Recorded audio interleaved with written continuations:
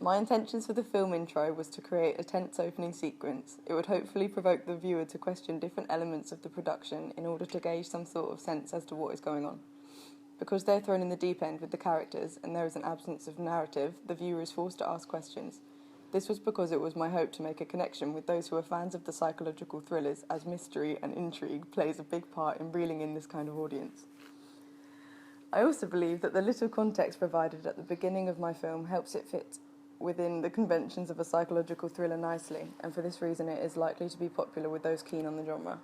The choice of shots included in the opening of my film feature a lot of shots of my lead character, Alex Benson, his stern facial expression and some wide-angle shots of the gloomy yet stylish locations.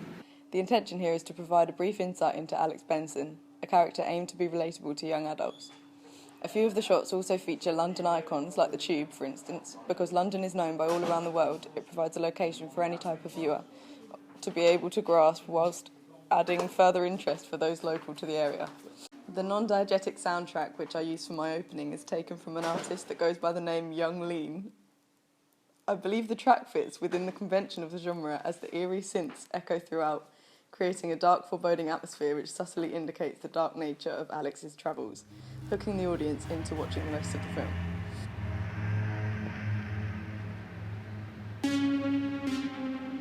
Young Lean is popular among my target audience and has gained himself a recent cult following. For this reason, I believe the soundtrack will be successful in attracting my target audience. The pig mask prop used in my film contributes to the plot, as it's used as a medium through which Alex Benson kills, whilst acting as a representation of his dark, twisted mentality. This will hopefully succeed in shocking my viewers, a feature which will appease the nature of my target audience, as research indicates that young viewers enjoy being frightened. My film intro features a mixture of editing techniques, however I believe the snappy edits and fast-paced transitions between shots will be the most effective in appealing to my demographic, as the pace is likely to entertain younger viewers.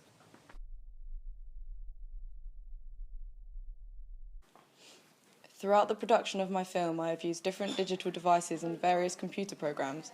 Some I already had some sort of knowledge how to use, and others that were totally new to me. When it came to filming, I decided to purchase a handheld camera to record the footage.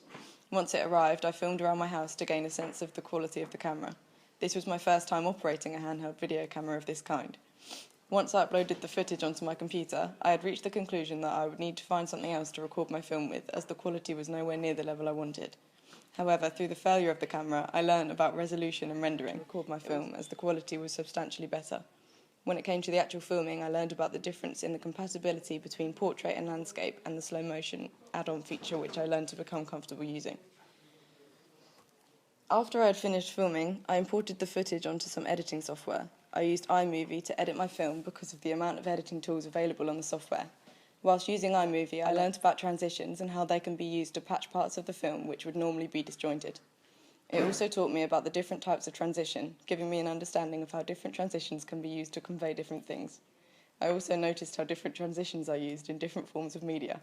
For instance, a peel away transition is more suited to a news show, whereas a fade to black transition is more commonly used in film. Throughout the duration of the editing process, I needed to trim my clips. Attempting to do this at the beginning proved difficult. However, after a few days of getting used to the software, I began trimming with ease and even began to use different tools featured on the software, which helped trimming clips down to milliseconds. This helped with the precision of my production and is a tool I would consider using again. The lighting in a few of the scenes included in the opening of my films varied a bit too much. I played around with the colouring of the shots in my film to try and create a certain mood throughout. At first I was tweaking sliders that I didn't know much about, but by the end I had picked up skills in altering contrast, tones of lights and brightness. I already had previous experience with sound effects, but producing the film opening certainly added to my skill in sound, as the configuring some of the audio in the SFX was new to me. iMovie was the master program which I used to control all levels of volume. I had no previous experience with balancing audio, but I believe I have now adapted the skills to be able to make sure that all the audio is audible, whilst remaining at a level which conveys the intended message. For instance, there is one scene where a character is walking down a side street and we hear a faint heartbeat.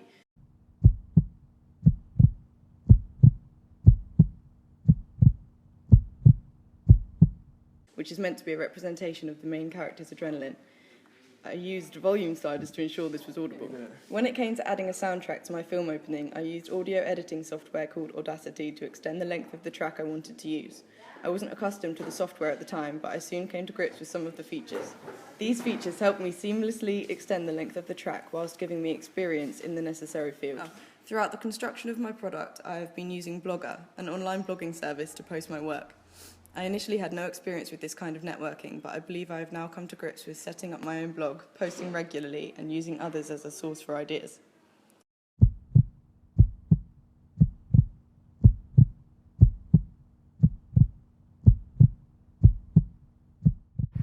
Mr. Q will see you now.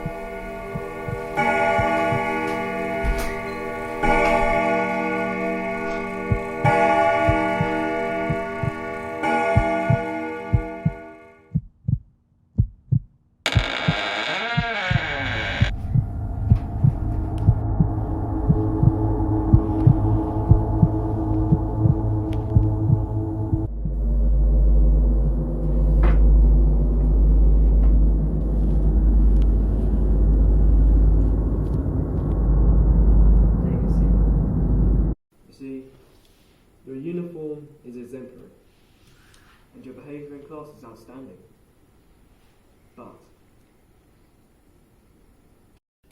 But our school doesn't tolerate such indignant behaviour.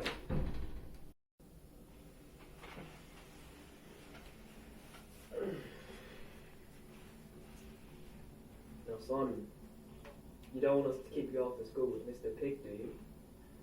Sir, look, it doesn't have to come to this. It doesn't.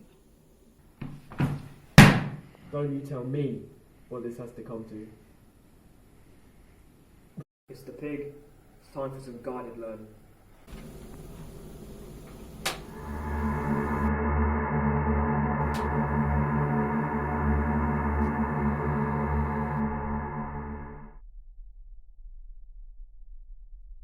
Comparing my preliminary to my final task, there are many clear differences.